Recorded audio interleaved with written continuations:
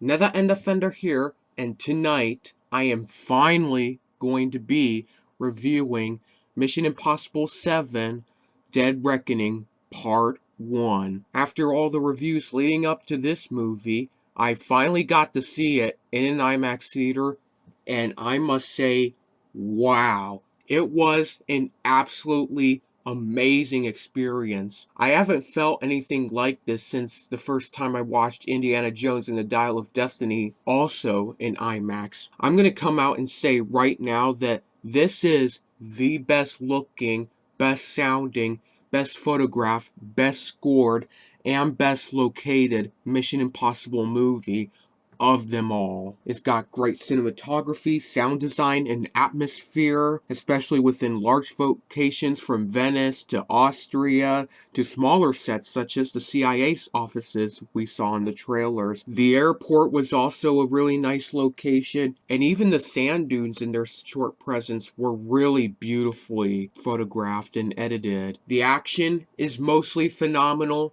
Keep in mind I said mostly, I'll get to that, but the action mostly is visceral, exciting, cinematographed, edited, scored, and presented to beautiful results. Arguably a peak for the series, and yes, that includes MI6, which I said before was my favorite of the series. However, let's get to the one beat of action that I didn't like. The exception to the otherwise phenomenal action within the movie is the section in the car chase where it's dragged out with comedy relating to an on-the-nose reference from For Your Eyes Only. I bet you can spot it in the trailers if you're a Bond fan, which was dragged out way too long, and I rolled my eyes pretty hard at that bit.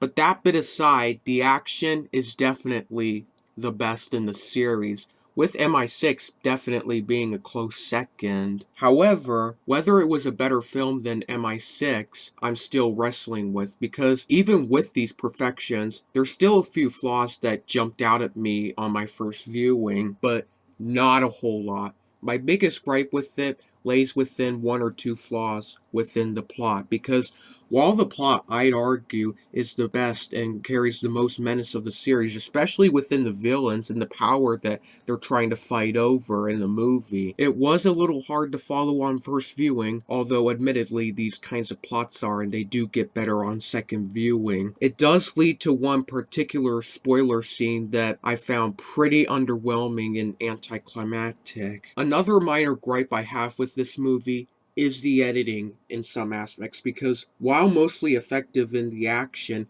and at times really beautiful with the more cinematic moments of the film, it does also make some pretty awkward cuts and decisions within the narrative that jumped out at me a little. Everything else was great, visceral, amazing, and engaging. As of right now, I'm torn between 4.5 and 5 stars for this movie. I'm definitely gonna have to see this and MI6 back to back when I get Dead Reckoning out on 4K Blu-ray. But because I still not only very much enjoyed this movie, but I'm also very, very excited for part 2, I'm confident in giving Mission Impossible Dead Reckoning Part 1 5 out of 5 stars. Now, my question for you is, what did you think of the movie? Feel free to leave a comment down below expressing your opinion on MI7. Leave a like if you enjoyed the review, and consider subscribing so that you don't miss out on my spoiler review, which will be out in a day or two. With that, so long for now.